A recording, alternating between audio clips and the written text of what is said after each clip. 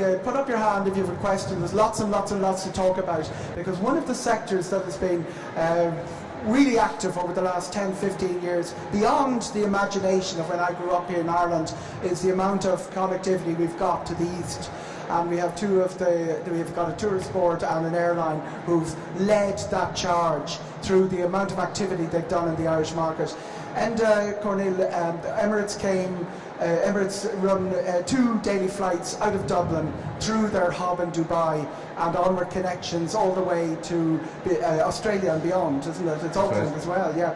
So, and with Chris represents Thailand, which now attracts more long-haul customers than Australia, which used to be the leader. But you've actually passed out Australia, from what I can gather, although the figures aren't going to be final for a while in the last few weeks. And I'm going to tease out a couple of things here. What we expect next, what exciting things are happening, and what has been happening over the last year. And Emirates, 2 daily flights. What patterns have you been seeing? When people get on those aircraft in Dublin, they're not really going to Dubai, although quite a proportion of them are at this stage. Where do they go? They get off in Dubai, and where do they scatter to? What are the major connections you're seeing? What are the patterns you're seeing? Well, about 80% of our customers connect beyond Dubai, so 20% will stay in Dubai. The big popular destinations are Thailand, and both into Bangkok and to Phuket. So Emirates run 7 daily flights from Dubai to Bangkok, 6 of which are A380s, 615 seaters, so huge capacity. And Phuket as well. Australia features very highly. HWS17, Eoghan Corry travels to Emirates and tours in Thailand. This is taking place at the Eoghan Corry Travel Summit in association with Dublin Airport. This is located at the back of the hall, and again, everybody is welcome to attend. Okay, onward connections, yes. But Australia features very, very highly, and then newer destinations for the Irish market, which have become very popular, is Vietnam. Oh, wow. So Hanoi is a new destination since last both August. Hanoi and Ho Chi Minh. Hanoi and Ho Chi Minh. The Hanoi operation is linked with Yangon, which used to be called Rangoon in Burma, Myanmar, I should say. So that is now a new destination we've seen a lot of interest in. Also, the Philippines has become very, very popular. We launched Cebu, which is a beautiful part of the world. So I suppose the Irish customer is quite traditional. It's an alternative gateway to the Philippines. Absolutely. But the Irish consumer is, on the one hand, quite traditional in terms of Australia, but is willing to look beyond that. And we're seeing pick up in these new destinations. But Bangkok, Phuket, very, very big. And is that the key to it, Chris? Access? Yes, I mean, we've been very blessed, really, with the amount of flight capacity that's come our way, and Emirates definitely led the charge. I mean, the amount of capacity going into Bangkok is huge. I think one thing I've always loved about the Irish market is that you're far more adventurous than the Brits like me over the other side of the Irish Sea. You tend to visit a lot more places. As you can gather, Chris is not from Thailand, but yes, you can tell, far too tall and far too fat to be Thai. But I've been there 83 times, so I know a little bit about it. But you know, I think the adventurous side of the Irish really has always been a massive factor. And what we're seeing now is that, particularly with and our Emirates are taking us into Phuket as well as Bangkok, that people are seeing a lot more of Thailand than they've ever seen before. So really exploring a lot more areas than just the traditional Bangkok and beach. So where did we go traditionally, Chris? Well, it always started in Bangkok. The holiday would always start in Bangkok, and then you'd go down to the beach or you'd go up to the north of Thailand. But actually, what I've told so many people on my stand in the last couple of days here, is that actually if you're going to Thailand, the best time to do Bangkok is at the end of your holiday, not at the beginning. And I think this is true. Why is that? Well, basically, if it's your first time to the Far East and the first time to Thailand, when you get off that plane, it's like one of my friends, my journalist friends actually, described it as an assault on all your senses. Because there's the heat, the sounds, the smells, it's quite overpowering. And to be put in the middle of a big city on your first night can be what we call Marmite. You'll either love it or not. However, if you do Bangkok at the end of your holiday, when you've acclimatised to the weather and got used to the sort of Thai way of life, then it's an absolutely fantastic experience. So what we're finding now is people are doing Bangkok at the end of their holiday because now they can fly with Emirates into Phuket first. So you go, and the first time you go straight to the beach, you're relaxed, you chill out, you get used to the weather. You can go up to the north and see the fantastic foot of the Himalayas, but then you finish up in Bangkok for your shopping, because there's a lot of shopping there, and sightseeing as well. Fantastic sightseeing. And there was a problem in getting onward connectivity to Australia in particular. The Dublin-Dubai leg, which seems to be very full anyway, but there was all sorts of problems getting onto your destination of choice. You've put extra capacity on Australia as well, haven't you? Yeah, I mean, we've deployed the A380 aircraft is our most formidable tool. We've now 90 of them in operation. 90? 90. With another 50 coming in the next 3 years. So we're by far the largest operator, the only really operator of the aircraft. A lot of that capacity has gone on to Sydney, onto Melbourne, onto Perth, and not only have we got direct services. You have Adelaide and Brisbane as well, have you? And Brisbane as well, and Adelaide. Yeah. But not only they're the 4A380. That's right.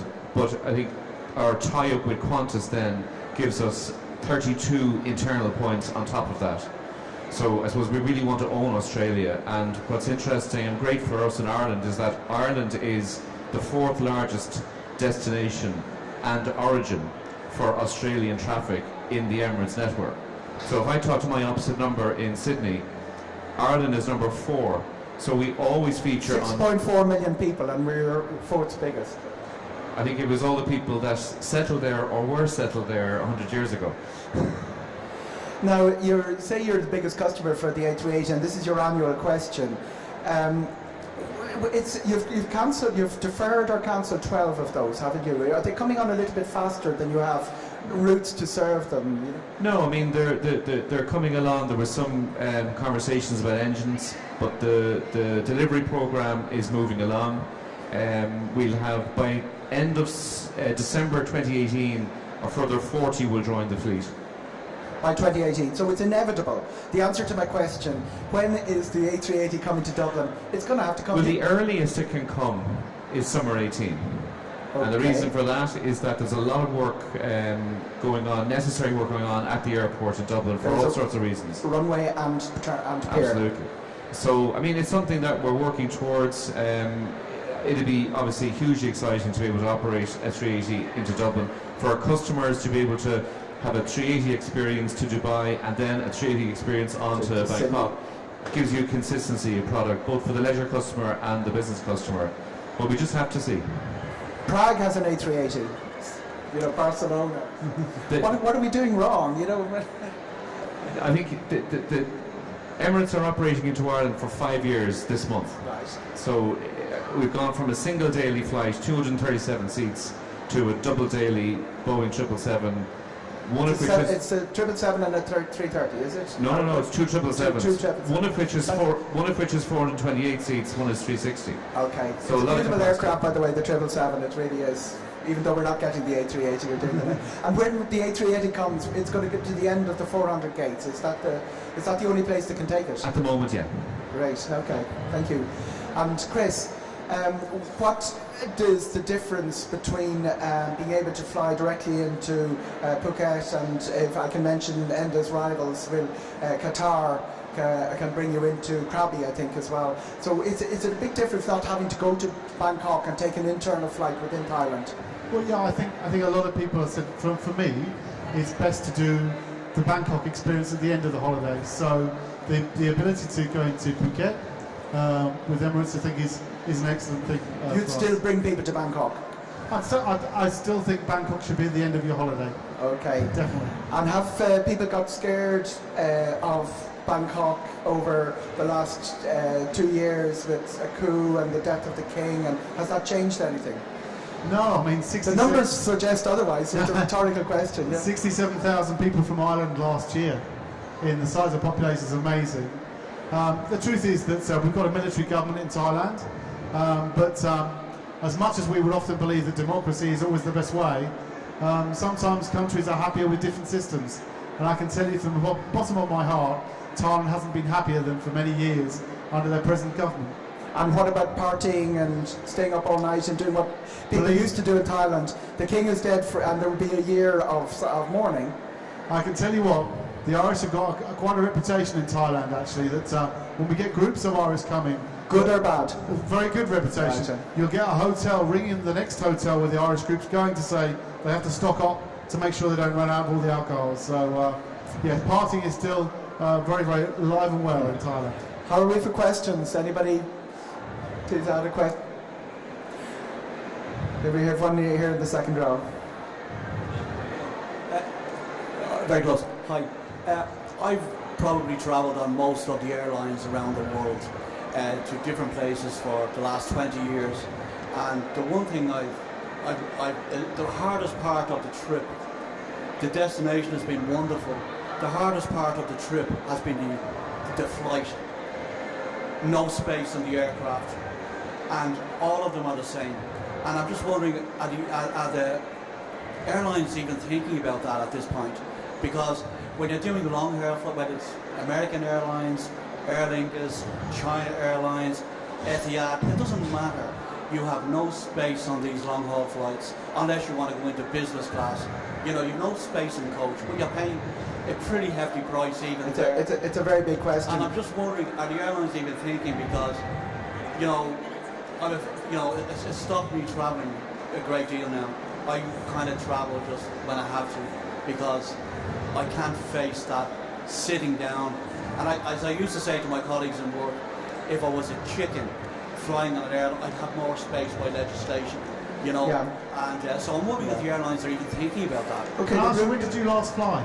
the blue check. Actually, I flew out to Arizona there back in September, just back in September. I got to bring out. One of the things is that you will have different seat pitches for different aircraft. It's not really. You can end up flying with the same airline and end up with two separate seat pitches. Well, every aircraft, because of its shape, necessitates different seat pitches. But it's a very good question, and I'd answer it in this way. And I've worked for other carriers as well as Emirates, and there are two different types of carriers out there. There is the carrier that wants to squeeze as much onto that piece of metal as they possibly can, and to do that you have to sacrifice seat pitch. And there are other carriers that worry, and Emirates is one of them, that spend time worrying about the economy class product. 70% of our customers sit in the economy class product. 70%. I flew back from Dubai 3 weeks ago in economy class to test it out. And I've travelled not as much as you have, but quite a bit. And I can tell you that the seat pitch, the space, is certainly greater. The size of the aircraft as well, the 777 and the 380, means that you have a much broader seat. So you not only have a better pitch, but it's actually broader.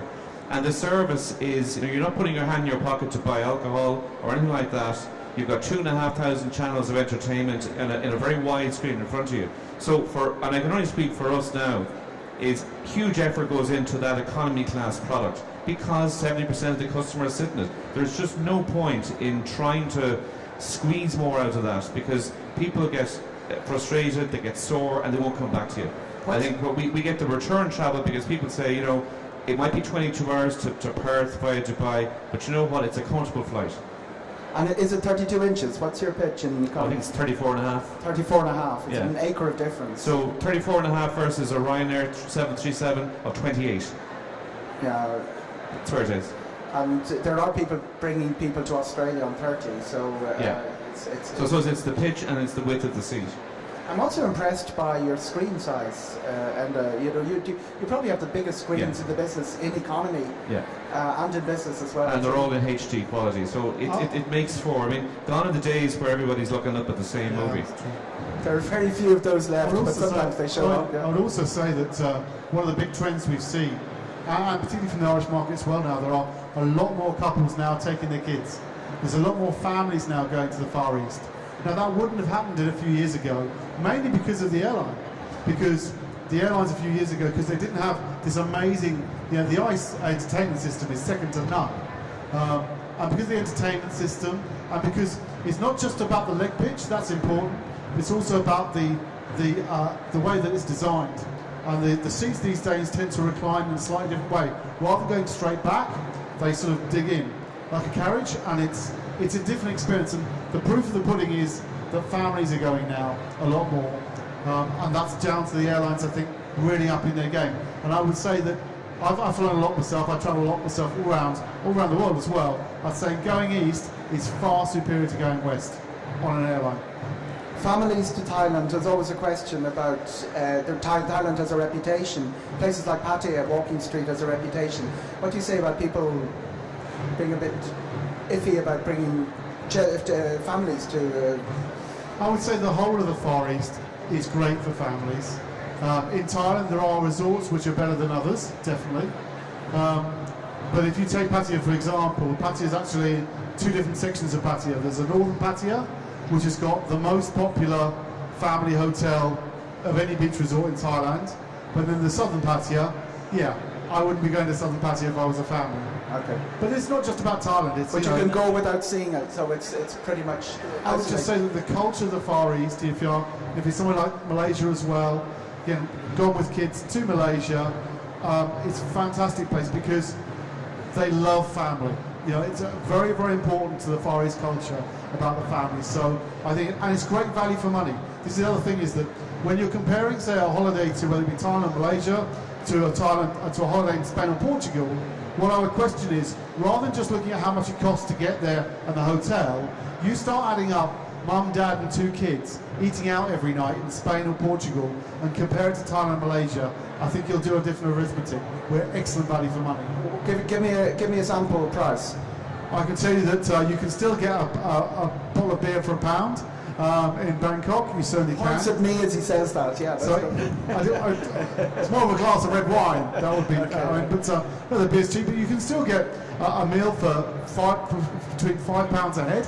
In terms of a basic meal, £5 a head. And you can €6 a head. And you can have your foot massage for another £5. So that's not bad, is it? Really. So value for money.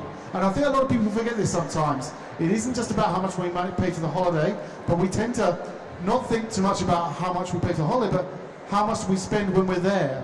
And actually that is a very big factor. And when you're comparing us with, say, going to the Caribbean where it's all inclusive, some people miss that whole point of just how much value for money there is in the Far East. So it's cheaper to go a la carte in Thailand than all inclusive in the Caribbean? Absolutely. Without a question. A question here from... Did we have a question? I got a wave. Oh yeah, we have a question.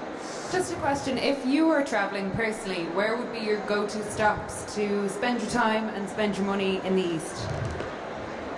Good question. Okay. So the first thing I'd say is that do bear in mind as well that I do think that if you've got a bit more time, that it does make sense to sometimes break the journey. Because I think Dubai makes a very easy stopover as well. So the great thing about the Middle East, and Dubai is a perfect example, is that it's halfway there. So you can actually break a 14-hour journey into 2 sevens. So I would certainly recommend, a couple of nights in Dubai is a good way of breaking the journey for a lot of people, particularly some of our older customers who've probably got a little bit longer, they've got 3 weeks plus. And I said, well, why rush there? You can still take a couple of nights out in the Middle East. But when we're in the East, our favourite places to go, well, I'll have to give you a Thailand version, I suppose, first. So the Thailand, the north of Thailand is my favourite part. It's the foot of the Himalayas. It's where the hill tribes are, where the elephant camps are. There's our most beautiful food up there. It's where I want to retire. In fact, if you ask anybody in Thailand who works in Thailand, the white guys like me, where do they want to retire? It's Chiang Mai. But my other favourite place in the Far East is Malaysian Borneo. So a place called Sabah, and there's a couple of hotels there. One called the Shangri-La Razaria is the most amazing experience you can get.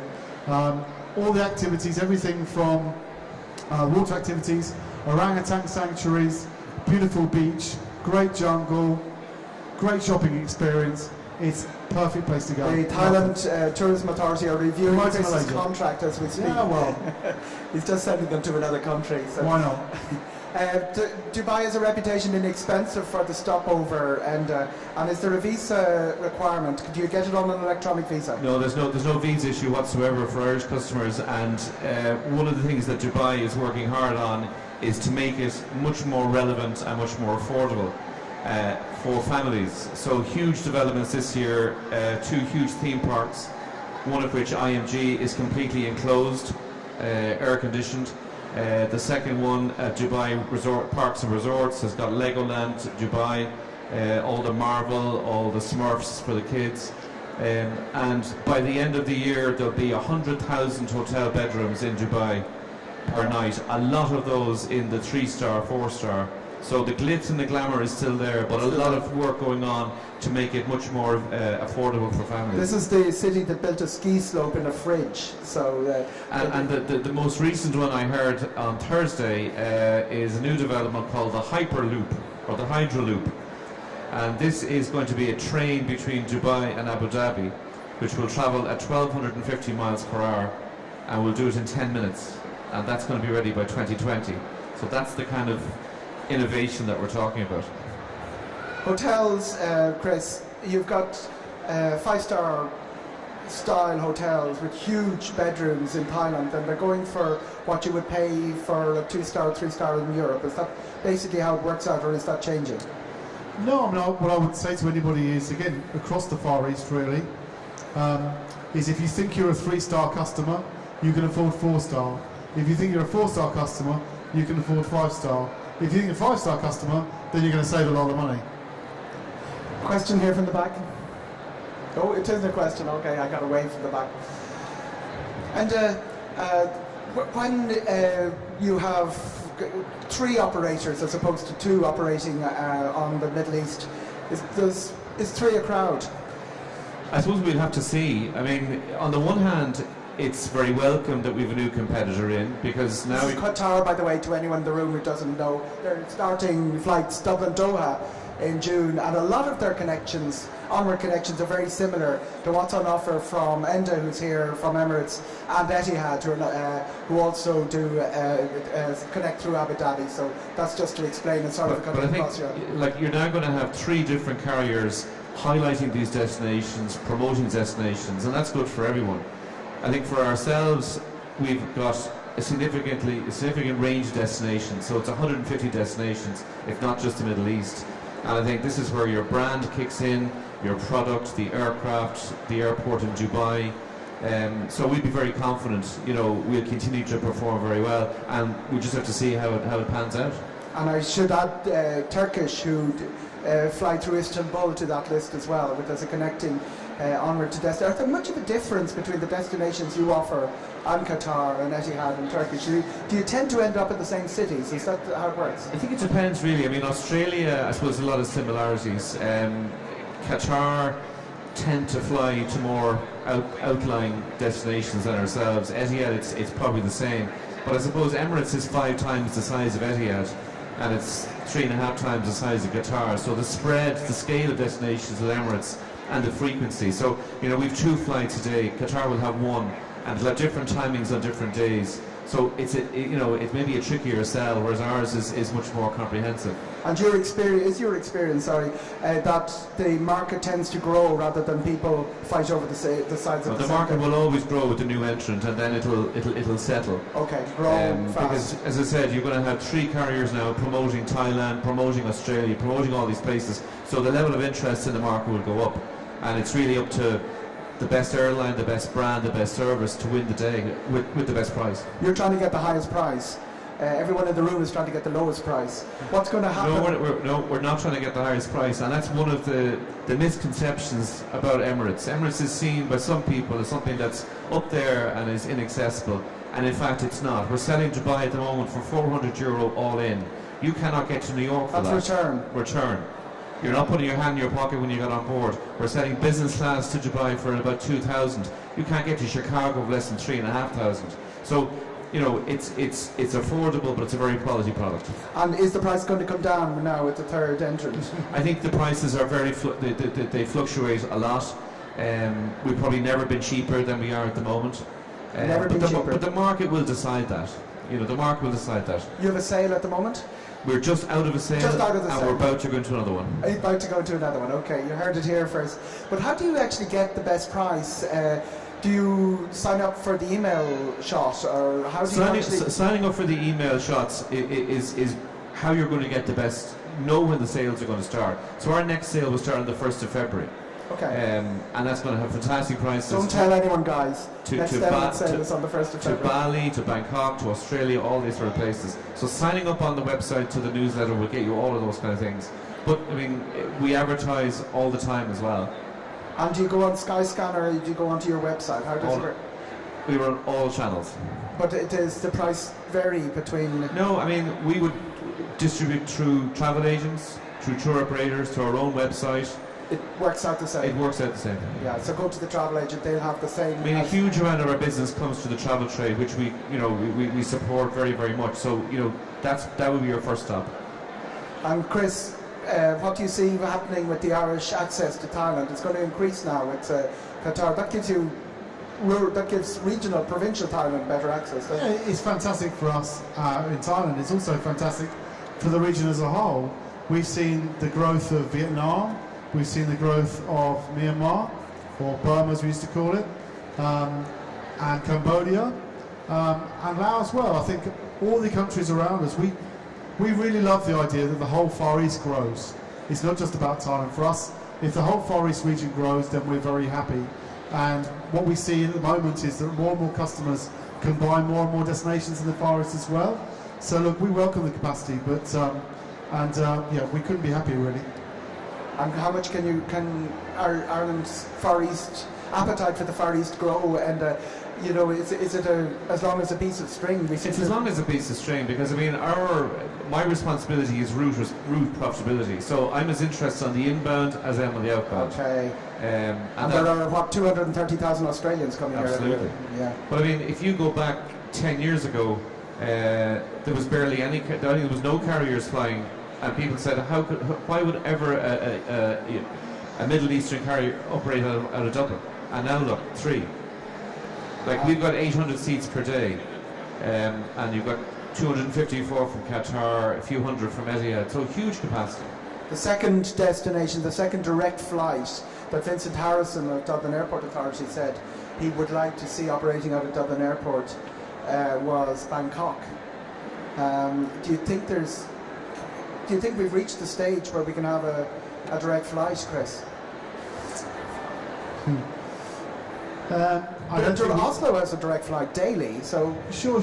I mean, I think it's a case of whether we need it or not. I think in some ways we are very, very well serviced from our Middle East friends. So the one-stop options are enough. And I think, have to be realistic, is that the issue about traffic you see on airlines is that if you're just flying direct from Ireland to Thailand, you've got to generate enough traffic from Thailand back to Ireland, and that's going to be the challenge. Whereas in the Middle East, obviously you've got the hub in their way, so that's the big difference between the two. Governments and airports can get seduced by the idea of direct flights, but at the end of the day, if the airline can't fill them on a wet Tuesday in January, well as a sunny Saturday in July, it's not going to last. Yeah, unlike the Australians coming to Ireland, you won't have a huge critical mass of Thais coming to Ireland. Although there'll be some. And I love you. And this is it. The key is frequency. Double daily to Dubai and 8 onwards. So anything goes wrong, a bit of frost or fog or something, you've got follow on. There's something to sort it out. Questions from the audience? Everybody happy? Really, really great. Large thank you to my two guests here this afternoon. Thank you very much, guys. And keep traveling to the Far East. It's great.